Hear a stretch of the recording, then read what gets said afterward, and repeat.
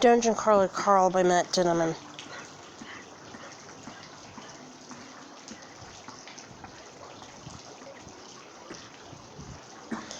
Rome will exist as long as the Colosseum does, so when the Colosseum falls, so will Rome.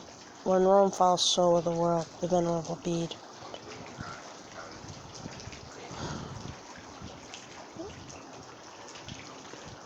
Chapter 1. The transformation occurred at approximately 2:23 a.m. Pacific Standard Time. As far as I could tell, anyone who was indoors when it happened died suddenly. If you had any sort of roof over you, you were dead. That included people in cars, airplanes, subways, even tents and cardboard boxes. Hell, probably umbrellas too. Though I'm not so sure about that one. I'm not gonna lie. You guys who were inside probably warm and asleep and dreaming about some random bullshit. I'm jealous, you're the lucky ones. You were just gone. Splattered into dust during the transformation. It was a Tuesday and the calendar had just ticked over to January 3rd. A terrible ice storm had descended on North America and half the country was buried in snow and ice. In Seattle, we didn't have too much snow that night, but it was well below zero, which was unusually cold even for January. I'm sure in other parts of the world where it was warmer and not in the middle of the night, many more people survived. Many more. I also bet most of them were probably wearing more clothes than I was at the time of the incident, and those assholes were smart enough not to go into the light. Me? I didn't have a choice. Like I said, it was below freezing.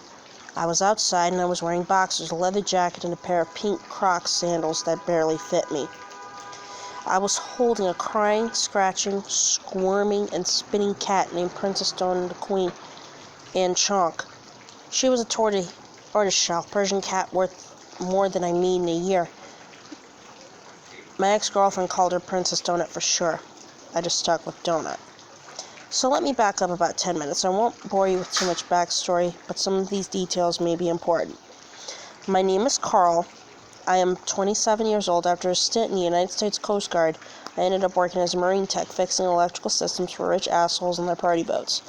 I, up until a few days before this started, lived with my girlfriend in our apartment in Seattle.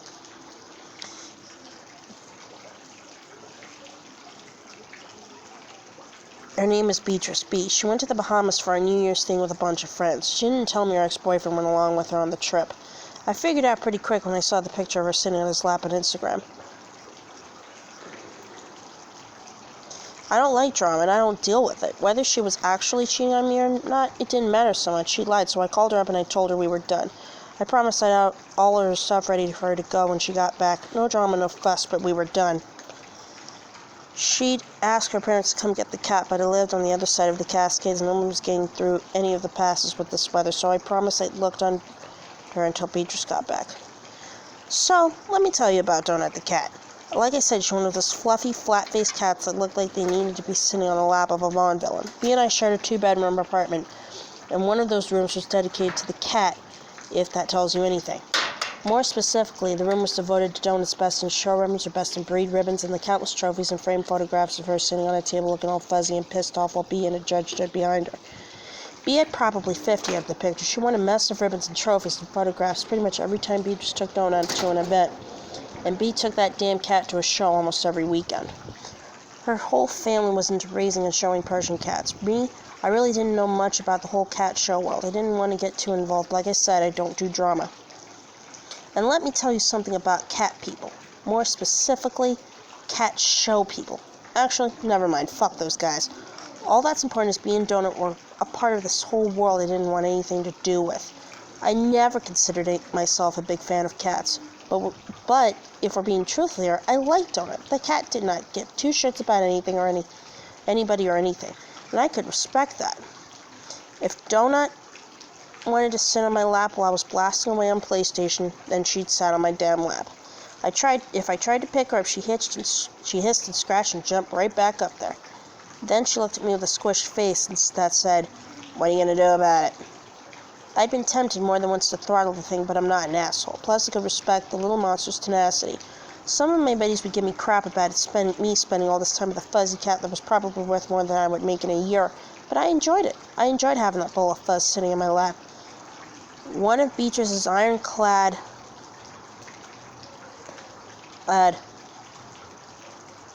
this is not negotiable rules, was no smoking in the apartment. So after our fight and breakup, I'd made a point of smoking as much as I could. I know, immature, but it was freezing outside.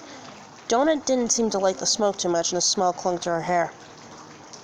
So as a compromise, I would crack the window when I smoked. So when I woke up at 2 a.m., having been startled awake by a dream, I decided to need a smoke. I pulled up my pack, cracked the window, and I lit a cigarette. Donut, who had been sleeping right next to me on the bed, decided that very moment she wanted to, for the first time in her feline life, go outside and explore. She jumped up on my shoulder and she leaped out the second-story window into the tree outside my apartment. Just like that. I'd had that window open dozens of times over the past year, and she never even given the window a second glance, but tonight, on the coldest night of the year, the furry asshole decided that Lewis and Clark were way out of the apartment. She scampered down the tree, sniffed at the sidewalk a few times, and then promptly realized it was cold as fuck. Her adventure over as quickly as it began, she rushed back up the tree and stared at me over the 5 feet from the window to the branch. The adventure all drained out of her. Donut decided not to risk jumping back inside, so instead she started to howling at the top of her lungs. I spent the next several minutes cursing at the cat, trying to coax her back inside. I opened the window all the way, sending yells of ice-cold air in the previously toasty apartment. The fuzzy black and beige and white cat just sat there, bitching and howling, so I feared one of my neighbors might wake up and shoot her.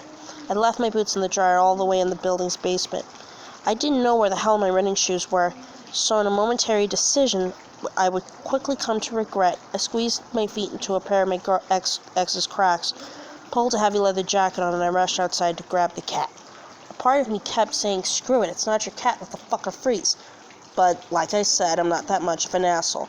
As much as Beatrice deserved it, she loved that damn cat, and poor stupid Donut wouldn't stand a chance out here in the cold. But not for long.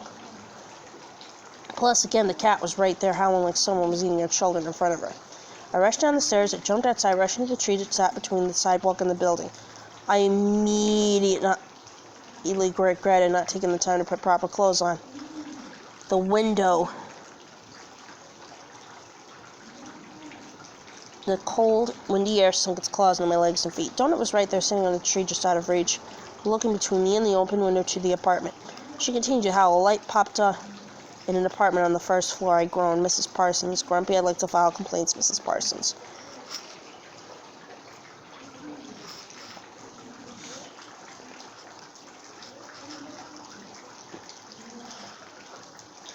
Donut, I said, come on, you little shit. I held up my arms. The cat could jump into my arms. It was something I'd trained her to do.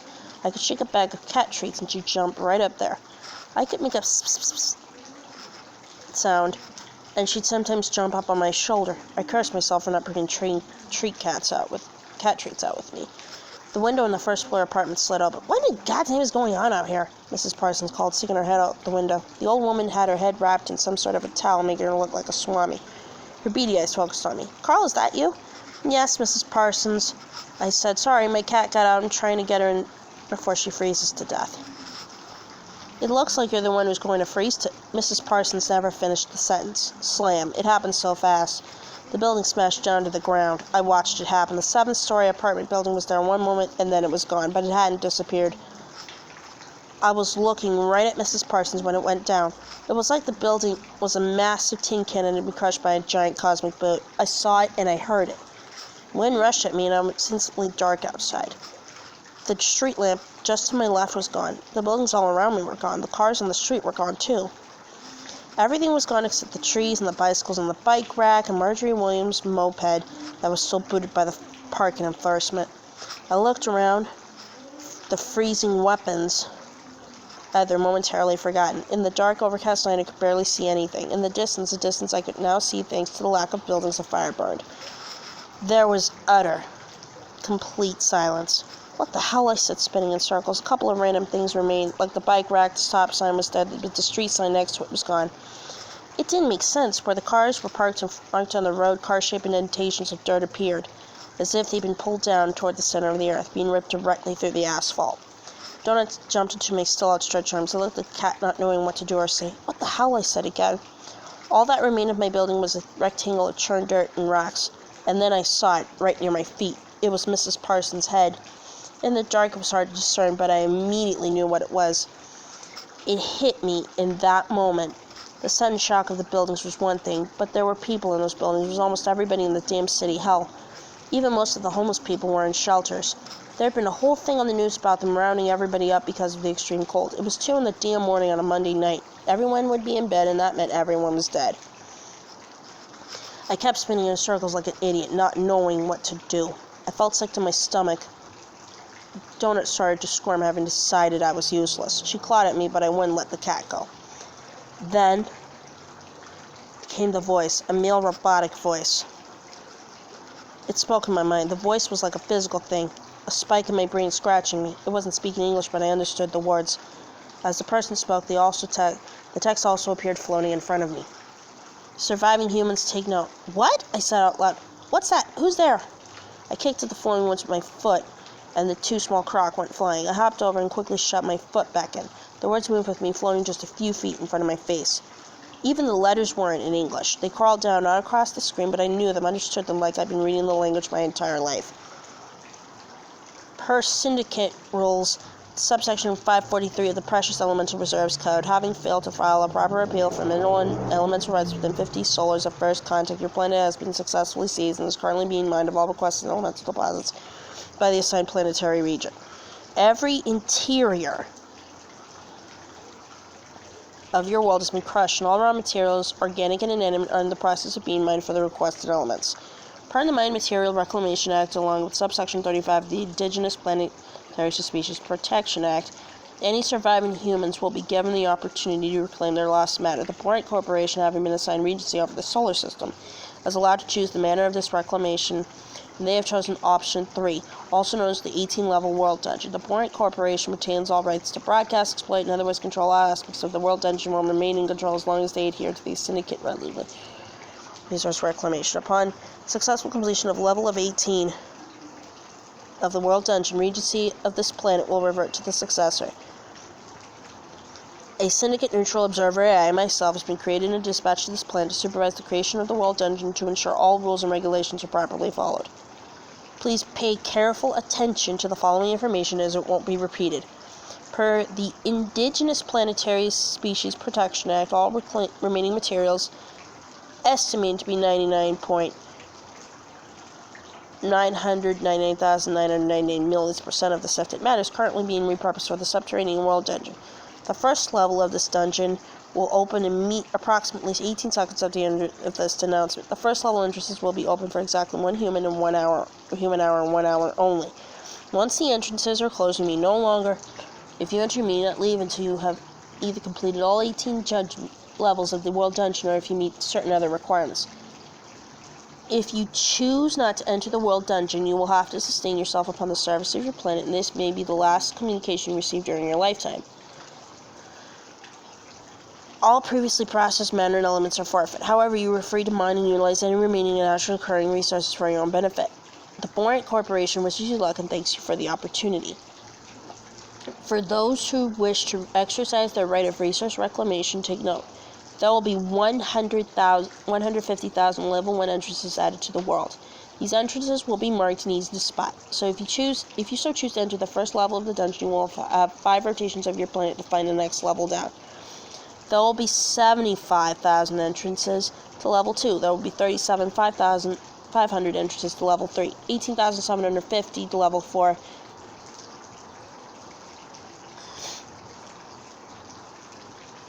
or 9,375 entrances to level 5, 4,688 entrances to level 6.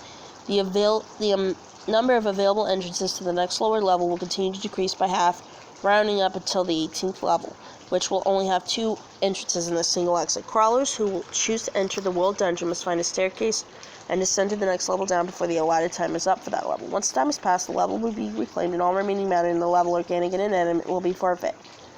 Generated loot and other matter that is not gathered and claimed may be placed in the Syndicate market.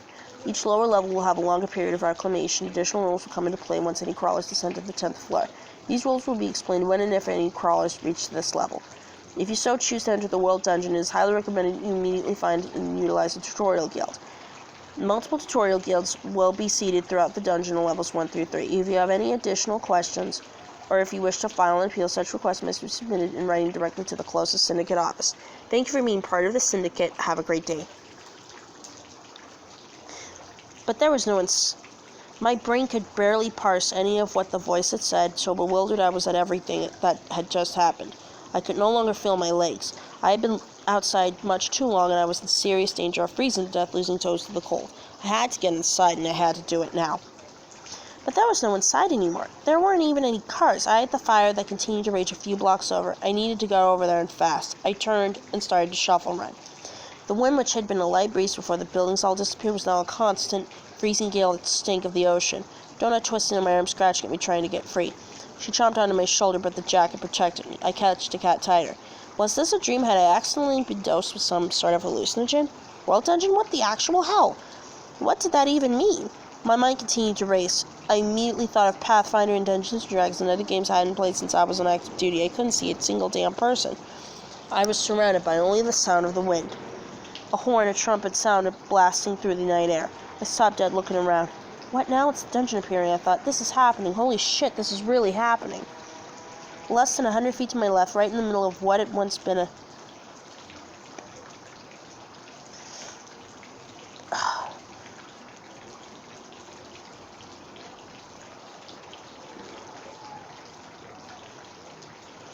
In a thrift store, a spotlight burst into the air. I saw an additional spotlight appear about a mile away. I turned and saw a few more littered throughout the city. Even from this distance, I could feel the warmth radiating from the brightly lit hole in the ground. I didn't think about it. My head still swam with all the information that had been thrown at me. The pink Crocs barely fit on my feet. The distance fire was further away than I thought. I had seen firsthand what hypothermia did to people. So I turned toward the light and ran.